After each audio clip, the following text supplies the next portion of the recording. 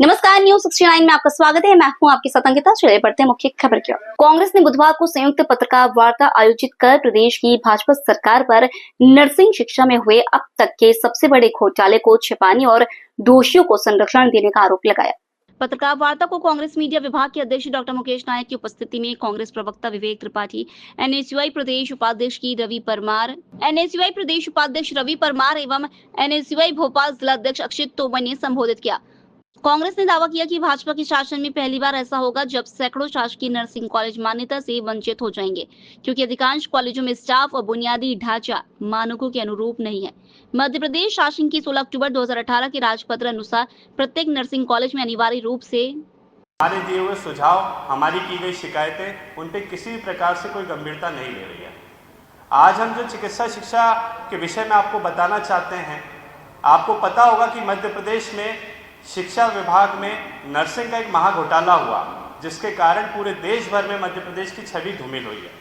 आज कहीं ना कहीं मध्य प्रदेश की शिक्षा व्यवस्था को लेकर देश में हमने अपनी विश्वसनीयता को खोया है। एक लंबे समय तक मध्य प्रदेश में शिक्षा का हब हुआ करता था, जहां अन्य राज्यों के बच्चे शिक्षा अर्जित करने आते थे। जब वो यहाँ पे शिक्षा अर्जित करने आते थे तो यहीं पे पढ़ते थे और फिर यहीं पे रोजगार उनको प्राप्त हो जाता था, जिससे कहीं ना कहीं मध्य प्रदेश की स्वास्थ्य व्यवस्था के लिए भी हमें एक अच्छा मेडिकल स्टाफ यहाँ पे प्राप्त होता था। परंतु आज यहाँ पे ये स्थिति है कि शिक्षा माफिया नहीं चाहता कि मध्य प्रदेश की शासकीय कॉलेजों में बच्चे अध्ययन करें, चूँकि वहाँ पे फीस कम होती है। अभी नर्सिंग कॉलेजों की मान्यता के लिए आवेदन किए गए हैं। मान्यताओं के लिए जो नियम होने चाहिए वो सरकार ने बनाए, और जब सरकार कोई नियम बनाती है तो उसका गंभीरता से पालन करने की पहली जिम्मेदारी शासकीय महाविद्यालय और विश्वविद्यालय की होनी चाहिए। हम ऐसा समझते हैं। जिस तरीके से आज शासकीय महाविद्यालय, नर्सिंग महाविद्यालयों के लिए आवेदन किया गया है, उसमें कुछ त्रुटियां हैं, जिसकी जांच हमारे एनएसयूआई के साथी रवि परमार और अक्षय तोमर जी ने की थी। वो त्रुटियां आज मैं आपके सामने रखना चाहता हूँ, आपके माध्यम से सरकार तक पहुँचाना चाहता हूँ। चूँकि ये बहुत ही गंभीर विषय है। एक शासकीय कॉलेज में जब एक नर्सिंग का छात्र पढ़ता है तो वहाँ अधिकतम 30 से 35 हज़ार रुपये फीस होती है।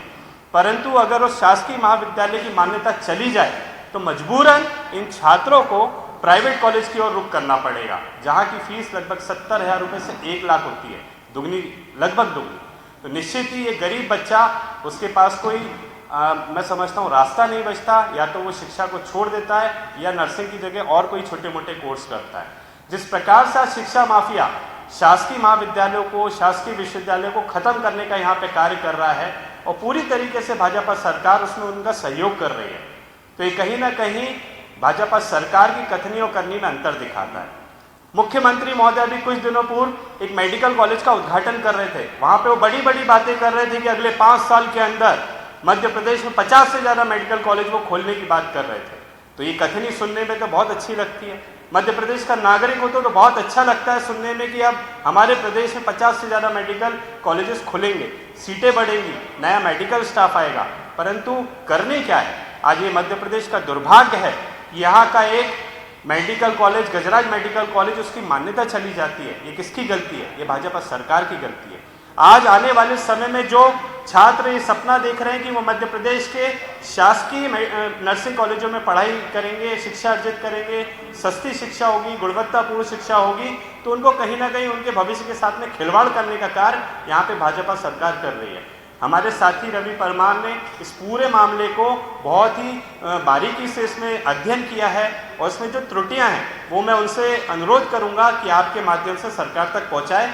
चूँकि वो बार बार शिकायतें कर रहे हैं, परंतु सरकार उस शिकायतों को गंभीरता से नहीं ले रही है, जो ये स्पष्ट रूप से उजागर करता है कि सरकार शिक्षा माफियाओं के हित में कार्य करना चाहती है, ना कि छात्रों के। तो मैं अनुरोध, शासकीय नर्सिंग कॉलेजों को लेकर आज हमने पत्रकार वार्ता की है, और पत्रकार वार्ता के माध्यम से आज हमने मध्य प्रदेश के सरकारी नर्सिंग कॉलेजों में जो फैकल्टियों में गड़बड़ी है, वो मध्य प्रदेश के 13 शासकीय नर्सिंग कॉलेज हैं, जिसमें भोपाल के 3 शासकीय नर्सिंग कॉलेज है, जिसमें Gandhi medical, BHRC, Bhopal memorial, Pandit Khushilal, इन तीनों के नर्सिंग कॉलेजेस है। और इन नर्सिंग कॉलेजों में ना तो प्राचार्य हैं, ना ही उपाचार्य, ना ही शासन के नियम अनुसार फैकल्टी है। इसको लेकर हम लंबे समय से शिकायत कर रहे हैं, लेकिन शासन और नर्सिंग काउंसिल इस पर ध्यान नहीं दे रहा। वहीं 10 नर्सिंग कॉलेज अन्य जिलों के हैं, उसमें कई नर्सिंग कॉलेजेस ऐसे हैं, जैसे अमरकंटक का शासकीय नर्सिंग कॉलेज, उसके बाद आप एक बुंदेलखंड का सागर नर्सिंग कॉलेज, जबलपुर का शासकीय नर्सिंग कॉलेज, इन कॉलेजों में नियमानुसार फैकल्टी नहीं है, मात्र कुछ 4-5 कॉलेजेस ऐसे हैं जिनमें 1 और 2 फैकल्टी हैं। ऐसे में मध्य प्रदेश के लाखों छात्रों के भविष्य साथ खिलवाड़ किया जा रहा है। हमने इसमें मांग की है कि तत्काल इन पूरे कॉलेजों की मान्यता के आवेदन निरस्त किए जाएं और जो दोषी अधिकारी हैं जिन्होंने ये ऑनलाइन आवेदन करने में गड़बड़ियां की है और कॉलेजों में आज तक योग्य फैकल्टी नियुक्त नहीं किए, उन पर कार्रवाई की जाए। वहीं जिस तरह से मध्य प्रदेश में नर्सिंग घोटाला हुआ था, उसके सीबीआई द्वारा डिफिशिएंट जो कॉलेजेस बताए गए थे उनके लिए एक हाई लेवल कमेटी बनाई गई थी। उस कमेटी में रिटायर्ड आईएएस राधेश्याम जुलानिया को रखा गया था। उस कमेटी द्वारा पूरी तरह से गड़बड़ी की गई है। हमने शासन से मांग की है कि उस कमेटी की सूक्ष्म जांच की जाए, उसके पूरे एक दस्तावेजों की फॉरेंसिक जांच कराई जाए कि इनने किस आधार पर सुटेबल किया है, उसकी भी हमने मांग की है। और जल्दी इस पूरे मामले को लेकर हम माननीय उच्च न्यायालय में जाएंगे और पूरी तरह से मध्य प्रदेश में चल रहे 50% फर्जी नर्सिंग कॉलेज जिनमें फैकल्टियों में फर्जीवाड़ा हुआ, उसको भी हम आपके सामने लेकर आएंगे। फिलहाल इस खबर में इतना ही। आप बने रहिए न्यूज़ 69 के साथ। नमस्कार।